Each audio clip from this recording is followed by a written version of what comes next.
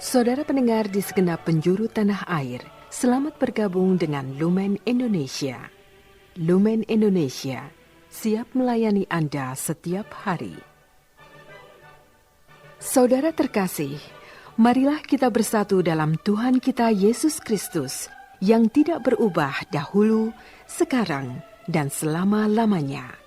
Allah Sang Maha Rahim mengasihi dan menerima sebagaimana adanya kita. Allah Bapa kita di surga senantiasa bersedia menolong, menghibur dalam menghadapi segala permasalahan hidup sehari-hari.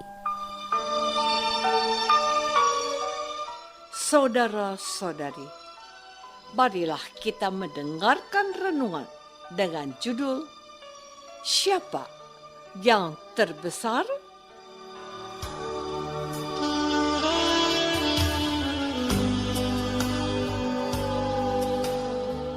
Yang berdasarkan pada Injil Matius bab 18 ayat 1 dan 4.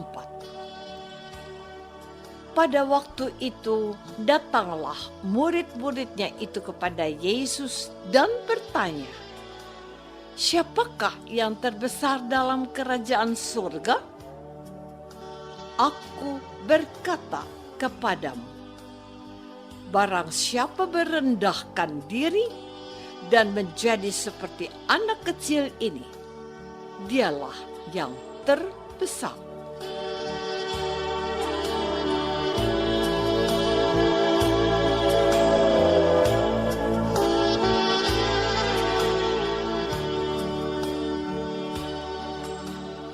Dalam nama Bapa dan Putra dan Roh Kudus. Amin. Saudara-saudari terkasih dalam nama Tuhan Yesus Kristus. Tidak dikatakan dalam pertanyaan hari ini, siapakah murid yang bertanya tentang siapakah yang terbesar dalam kerajaan surga? Bisa jadi ini adalah pertanyaan yang hidup di antara para murid, kebanyakan tentang fungsi dan jabatan penting yang ada di dalam keseharian gereja perdana. Yang jelas ini tidak dikatakan oleh salah seorang dari murid Tuhan Yesus, dan siapa namanya. Pertanyaan umum ini dicarikan jawabannya pada firman Tuhan Yesus sendiri yang pernah mengajar para muridnya mengenai siapa yang terbesar.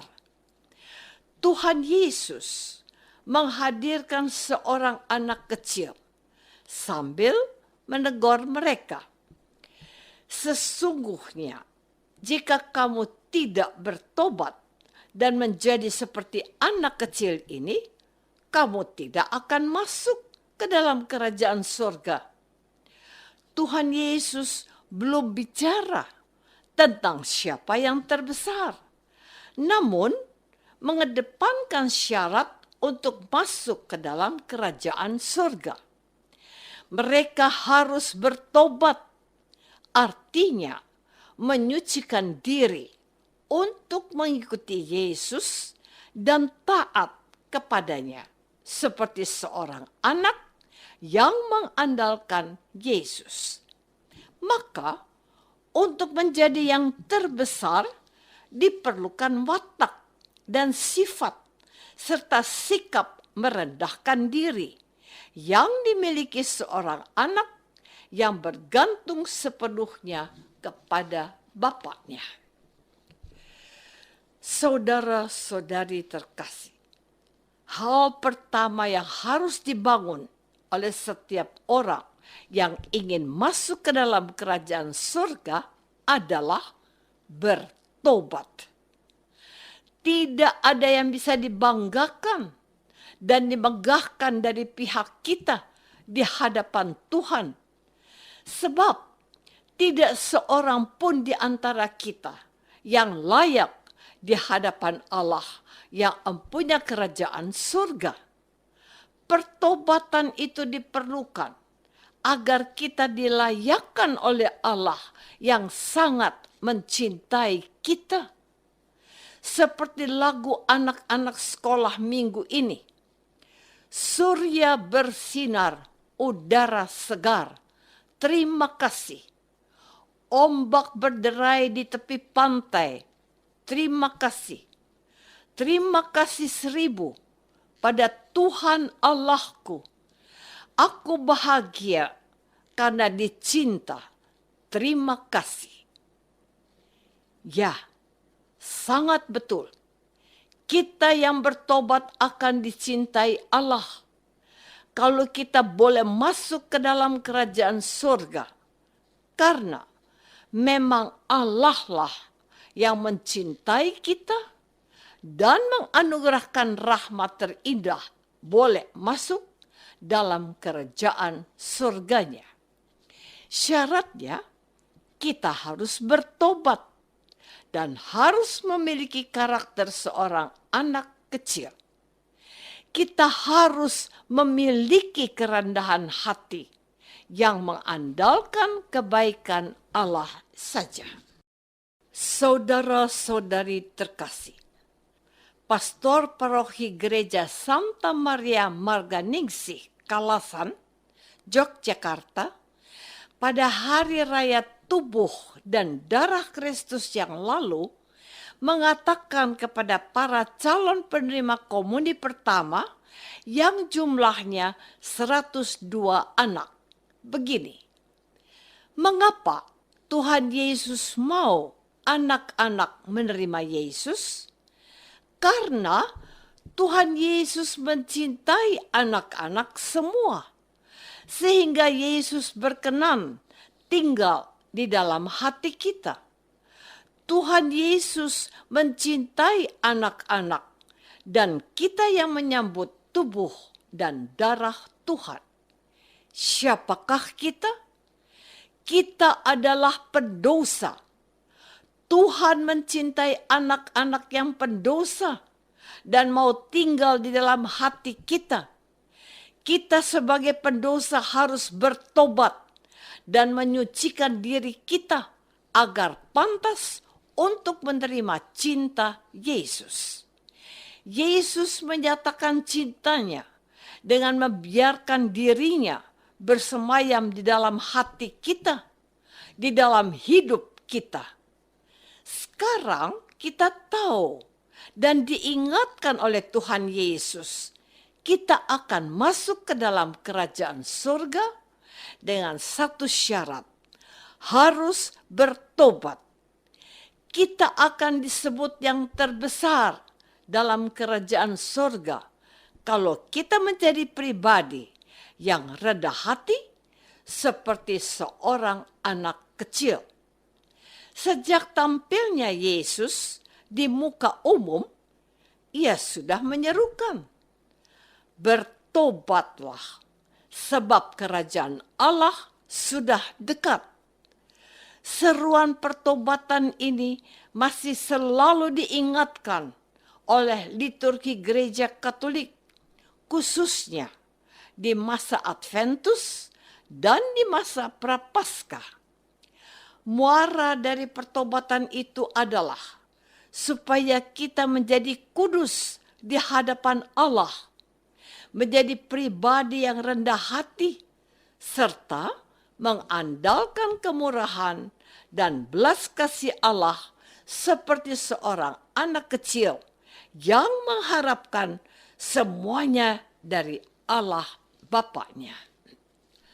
Saudara-saudari terkasih, orang kudus yang bernama Santa Teresia dari kanak-kanak Yesus menjadi salah satu orang kudus yang mengajarkan pentingnya memiliki sikap hidup yang benar di hadapan Allah. Dalam autobiografinya yang disebut Jalan Kecil Menuju Kekudusan, beliau menempatkan dirinya sebagai seorang anak yang kecil, tidak memiliki kehebatan dan lemah. Teresia mengandalkan Yesus dan mengharapkan Allah sebagai Bapaknya yang akan menolong dia dalam segala yang dihadapinya selama mengabdi Yesus dengan menjadi seorang suster atau biarawati Karmel. Menjadi catatan penting untuk kita, bukan menjadi yang terbesar, menjadi tujuan kita, melainkan muliakan Allah dan mengandalkan Allah yang mencintai kita dalam Yesus Kristus. Itulah hal yang harus kita perjuangkan dengan membangun pertobatan yang benar. Caranya dengan merendahkan diri dan mengandalkan Allah yang sudah mencintai kita. Maka marilah kita membiasakan diri untuk mengandalkan Yesus dalam hidup kita dan bukan memegahkan diri serta merasa diri sudah hebat. Kita ini siapa? Kita ini pendosa dan harus bertobat. Izinkanlah Allah mengasihi kita oleh Yesus yang hadir dalam hati.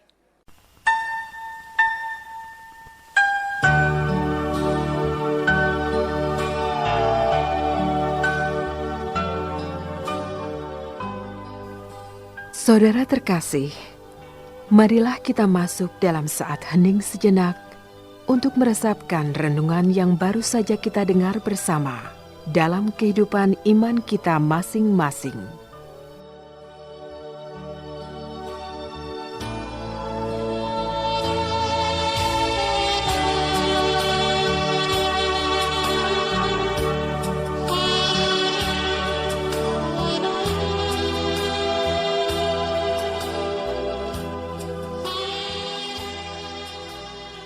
Apakah aku sudah membangun pertobatan dan mengandalkan Allah dalam hidupku? Marilah kita berdoa. Bapa yang Maha Baik, berilah kami hati yang selalu mengusahakan pertobatan serta membangun sikap rendah hati di hadapan-Mu. Jangan biarkan kami lupa akan peranan-Mu dalam hidup kami dan mengandalkan-Mu demi Kristus Tuhan kami. Amin. Semoga kita semua selalu dinaungi dan dibimbing oleh berkat Allah yang Maha Kuasa. Dalam nama Bapa dan Putra dan Roh Kudus. Amin.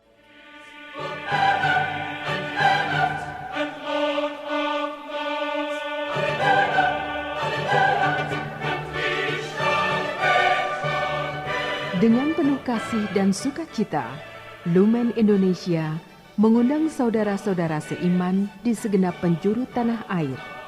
Sekiranya ada tanggapan ataupun saran, kirimkan surat Anda ke Lumen Indonesia. Terima kasih atas perhatian Anda. Sampai berjumpa lagi dengan Lumen Indonesia pada waktu dan gelombang yang sama esok hari.